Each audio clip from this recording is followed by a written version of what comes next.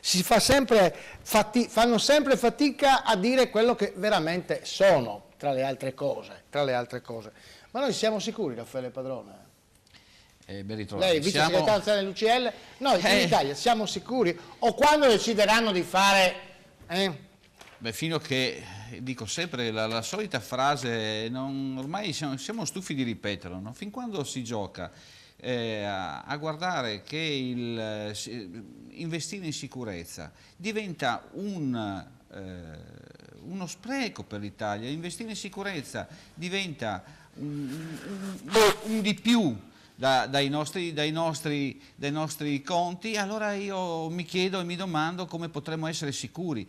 Ma non è solo questo, il problema vero è che mancano quegli accordi internazionali tra i vari stati, cioè tra i vari servizi segreti.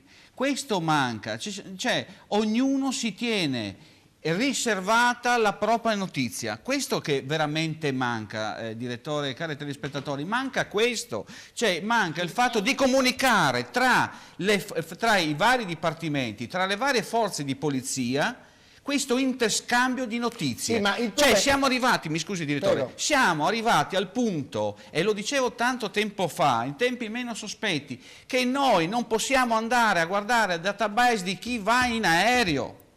Non possiamo fare determinati controlli e poi ci lamentiamo che la gente entra con le armi, non sappiamo chi deve prendere quel volo, cioè non sappiamo queste cose perché non è dato sapere chi ha acquistato questo tipo di biglietto. Lei gli pare una cosa, facciamo i controlli a cosa?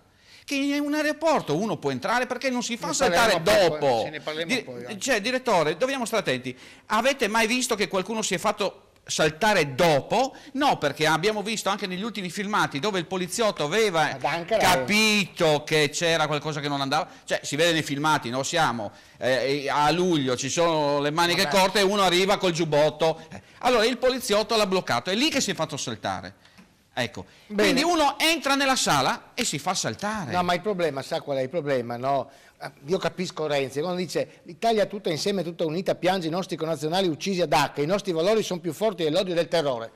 Ho capito, ma se loro hanno le armi e io ho solamente il valore, no. Guardi, direttore, io sono stufo, sa di cosa? Sono solo dichiarazioni è come quando che riempiono la bocca, insomma, e basta. Quando si fanno le leggi per togliere determinati reati, a questa gente in casa non entreranno mai, perché le case sono super controllate e super blindate e c'è una pattuglia sotto H24. E noi no, però. Però poi andiamo a vedere che c'è qualche magistrato che è stato indagato ultimamente, perché affittava le case alle perché affittava le case a prostitute, grazie Padrone, grazie.